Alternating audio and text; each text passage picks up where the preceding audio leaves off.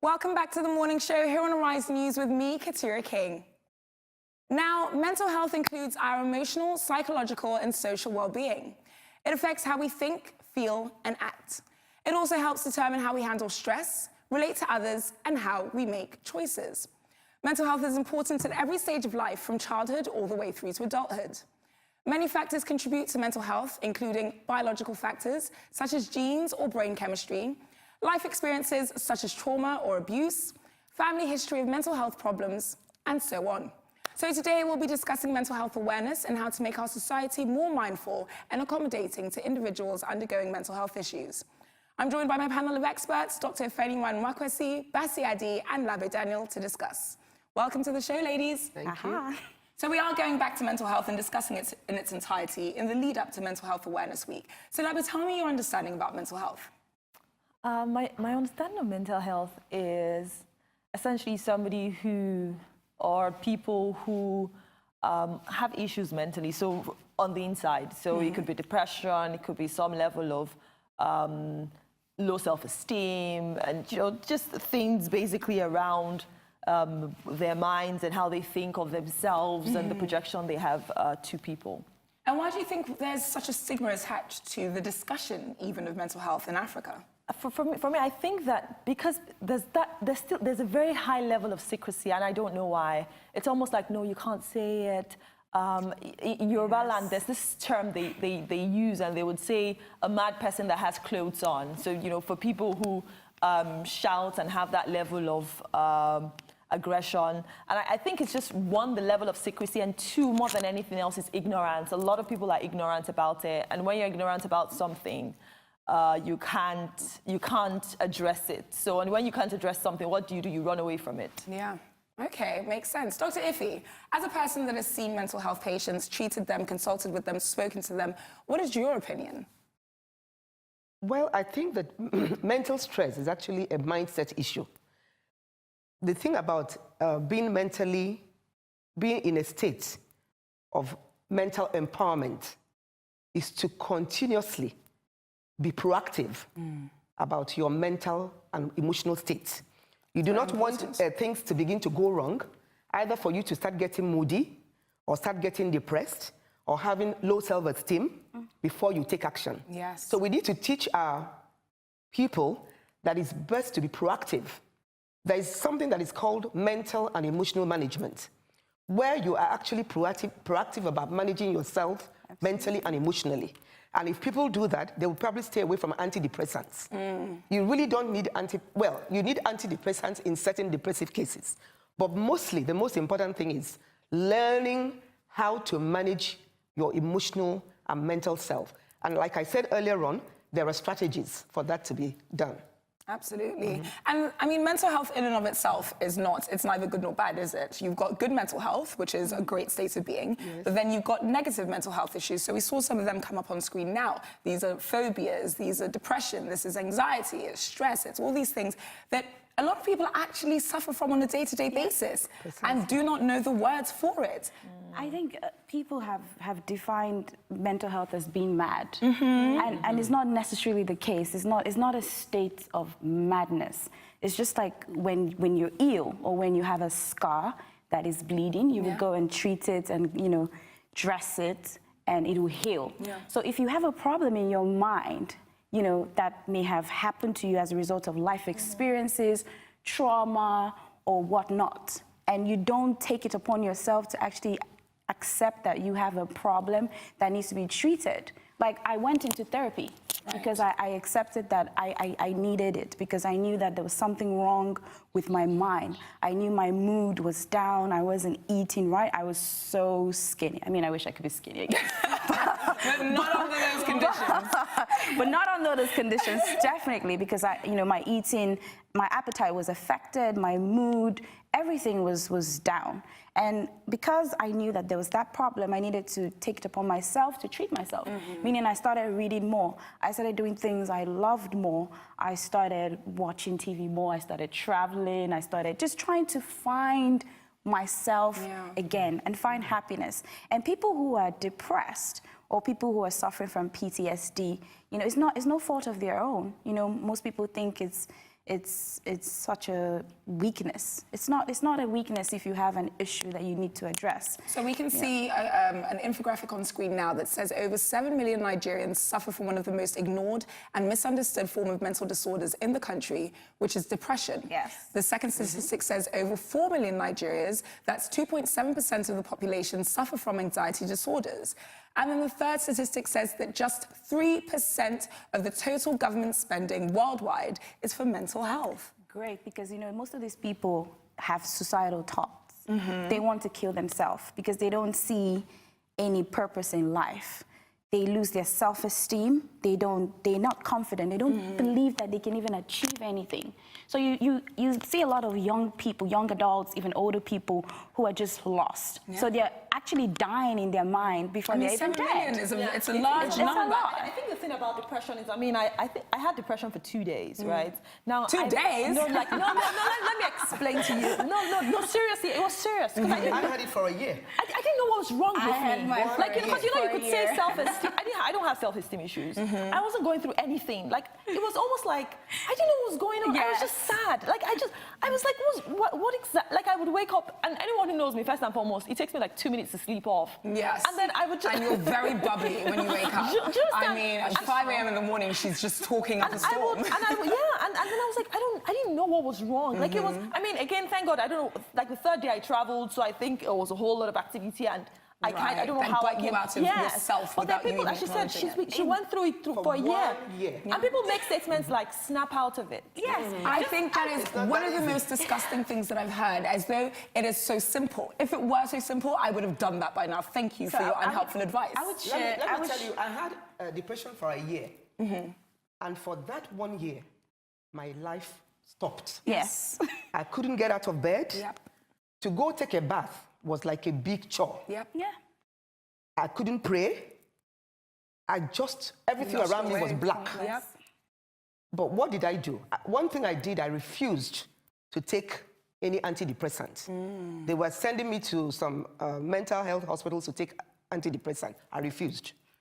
I had to do something that was drastic. There was a book I read. That book is called Awaken the Giant Within by Anthony Robbins. I went to San Diego and attended his seminar. After the 3-day seminar, I became somebody else. Wow. Yeah. Because it teaches you strategies and skills to get the job done, to get out of that. In fact, one thing he said at the seminar was, if you're depressed and somebody brings a gun and puts to your head and says, smile, Will you? you're definitely going to smile. I mean, would you though? Of course. You honestly feel like your life has gone from like Yeah. this. You're definitely You're so low. that ability to smile was It's still actually in within you. Yes. Yes. But you are waiting for something to happen I before love you smile. that. Yes. That is something people should take away. And You you know- can decide It's- to be happy any moment At you any want to. point in time. It's just amazing the reactions that we have towards these issues. I remember when I was going through a time in my life. It was very drastic when everything was happening to me. You won't believe I lost my job. At the same time. They when actually, it rains, it pours. I actually lost my job because they said to me that I was emotionally unstable because I was not. knowing I was what not you were right. going through. And at that point, I had the way I was looking forward to resuming work because I wanted to put my energy into work. I wanted to be the best. And then I just came in and I was like, "You're fired." And I was like, "Wow," And then it wasn't like I wasn't great at my job. I was excellent at my job. Not, I know how to do my job well. And it took me from here to here. And that's what I'm saying. People who go through this phase in life are always seen as mad or It's almost like a unstable. domino effect. Yeah. It affects every single other aspect And of your life. look at me today. Yes. I'm working somewhere So better. essentially and what you're saying is, even in the workplace, we need to get mental health experts. to Exactly. And that actually speak leads to me HR. perfectly into my next point, because it is something that I'm glad you brought that up, Laba, because in the workplace, you are under a lot of pressure, depending on your job. You have to Yes. deal with a lot of different people, some of whom you may not necessarily get on with. How do we promote mental stability in the workplace? There has to be continuous training in the workplace. A lot of corporate bodies use their staff and hardly care about their well-being. They don't even realize that well-being of the staff is related to productivity. Yeah, absolutely. So I believe that it is time that corporate bodies started investing in the well-being of their staff, because that promotes creativity, that promotes productivity, and that gives them an enhanced energy. For instance, we were talking about the depression. There's something I'd like to introduce here called pattern interrupt. Okay. Anytime anybody is having a depressive illness, it is a thought that is negative that is coming into the brain. At the point of that entrance of that thought to the brain, if you cut it, if you interrupt it, it goes away. Right. So give me a practical example of that. So let's say I'm here on set right now, and I'm thinking to myself, oh my goodness, I've forgotten my next question. You just jump up and say, hallelujah! Hallelujah! Hallelujah! You cut it. She's so energetic. You cut the pattern. The thought pattern. The thought pattern, You know, cut it. that is so true, because Yes. every time with myself now, you know, whenever I wake up in the morning, I have this 5 minutes meditation process where I go So to the mirror necessary. and I look at the mirror and say, you are the best. Yeah. You are beautiful. You're going to do it today. You're going to Yes. get it done. And that's how I just motivate myself. And I feel like people need to just continue that self-motivation, because you are you. There's no one else that's going to come to you and tell you who. And when you give the power of your happiness or your well-being into Place it in external someone else's factors, hands. it's going to ruin you. So people need to take control of their self-being and, you know, self-esteem and everything that has to do with your sanity, because I think that's what most people need to start doing I now. think we should spread a minute and just show people how they can be positive. Okay. Let's do it. Uproot all negative thoughts. Okay, so this is Let's an say it, affirmation. yes. All right, so let's repeat it after Dr. Iffy. Uproot all negative thoughts, Uproot all negative thoughts, beliefs, beliefs, feelings, feelings from my spirit, from my spirit, from my mind, from my mind, from my body, from my body. in whatever name you believe in. I believe in Jesus. I'll say Okay. in Jesus' name. In Jesus' whatever name. name you believe in. Okay, so let's say it. Uproot all negative thoughts, Uproot all negative thoughts, beliefs, beliefs, feelings, feelings from my spirit, from my spirit, from my mind, from my mind, from my body, from my body. in Jesus' name, I would say. So we'll leave that open since it is an so international that's TV open. station. That's fantastic. So that's an affirmation that one can say every morning, or in fact, throughout any point in the day when Any you're starting point to in the day experience a you negative feel thought. distressed, you say it and you move That on. is marvelous. What other things or what other self-care tips or tricks can a person inculcate into their lifestyle as they go on their day-to-day affairs in order to keep themselves in a sound state of mind? Well, I always say things like I told you earlier, I am a strong, happy, healthy woman. Yes. And by the time I affirm it 20 times in the morning, 20 times in the afternoon, 20 times at night, I begin to feel like that. Love it. Does that feel like a lot of affirmation? Energy moving. Even when I wake up and I'm not feeling good, I start saying it. Yes. And it works miracles. That's it. I want to hear from you as a survivor of domestic abuse. What were the things that you were saying or doing to yourself or for yourself or with yourself in order to get yourself into a positive mindset? Oh, God. You know, with that process, I started reading more. So I started trying to understand exactly what I was going through, because, you know, you need to even know what is happening to you, because most people don't know. So I started trying to read and understand what I was going through. And then for everything that happened, I had to play the situation back in my head. Like, am I insane? Because sometimes I ask myself, am I going, is there something wrong with me? Yeah. Is there something in my mind? So I had to start, you know, reiterating a whole lot of positivity to myself. And then I spoke to a couple of good friends. Now, the problem is most people have limited patience in hearing these situations. So one thing I would like to do is to encourage people out there, if you have someone that's going through anything, be it the mental illness or being in an abusive relationship, you need to be able to listen to the person. You can't judge the person. Just give them an open You can't, space. because one thing why they don't talk about it is the fear of being judged, or the fear that they're not going to find anyone better. So you don't want to be impatient with them. You want to provide an environment where they're able to talk about it openly. And then another thing is, with me, I had to accept. I had to make up my mind that I was going to write. So I started writing, actually. And I realized that, you know, I don't want anyone to be in this position. I don't want anyone to ever feel like they have to go through this. So I want to tell people about it. I want not dwelling on the situation or the story, but letting people know that these things happen, and you can take strength out of it. You can take strength from me. You can take strength from anyone else.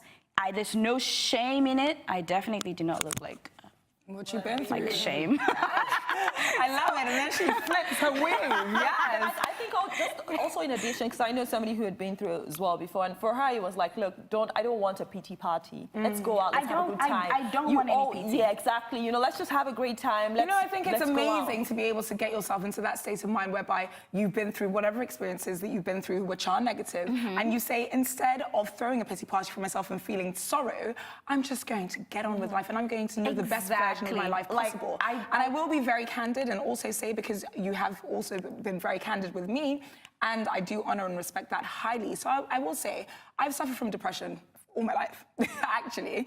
As confident and smiley as you see me being, I know it's weird and it sounds very strange, but it's true. So for everything from Prozac to naturopathic remedies like St. John's Wort, I've taken. And there was a period in time last year where I didn't leave my house for 8 months, actually, just like you, for a year. You know, crying, tears, all of this, where you just feel that you're less than and that you're not worth anything. And it was, just like you, a mindset shift that made me realize, you know what, I don't want to feel like this anymore. This isn't fun. And I remember who I used to be, and I'm not going to be this person any longer. You know something? Do you know this so-called depression or mood swings is actually affecting our relationships? Yes. Causing unnecessary problem in marital relationships, in romantic relationships. If you talk to a couple, you'll find out that there's really nothing the matter with them. Right. It's just a mindset issue. Absolutely. Maybe and then you've got ego coming into play, people not listening, non-communication. You know, yeah, absolutely. You're So definitely maybe very right. the girl wakes up one day moody, and everything around that day is going to be negative. We definitely suffer from that with People need PMS to every learn month. to control their anger and their mood and just try It's something that happens a lot here, where you transfer your frustration or your anger to other people. Yes, I had to learn. One thing I learned definitely was how to to keep calm whenever I was angry. So even with my friends, if you speak to any of them, I have never really been angry with them because I put that block where you cannot access my anger. Yeah. You can't really access it because I made up my mind that what's the point of being angry? Absolutely. What am I sad at? So we're running out of time, and I want to hear one sentence from each of you. If I were to ask you to give the world a piece of advice in order to keep their hopes up, to keep themselves mentally healthy, what would that be in one sentence? Be yourself, because no one else can be you. You were born and created for a particular reason. And if you let external factors affect your sanity or your life, you are not going to achieve your full potential in life. So you need to be yourself. You need to accept yourself. I talk a lot. Dr. Iffy? Well, I would say that you should focus on your positives and de-emphasize your negatives. Yes. All the time, there's so many positives. No, but that's 1 second. That's one sentence, Dr. Iffy. yes, go ahead. So we finally have time for Labo. What's your one sentence of I advice? would just say it's okay to talk about it. There's no shame in it. Yes. Absolutely. And from me, I will say, live your best life. That brings us to the end of the morning show today. Thanks once again to my inspirational guests, Dr. Iffy and Basia D, for joining me, Katura King. And of course, thanks to you at home for watching. From my entire team and I here in Lagos, all that's left for me to say is enjoy the rest of your morning and, of course, the rest of your day. Goodbye.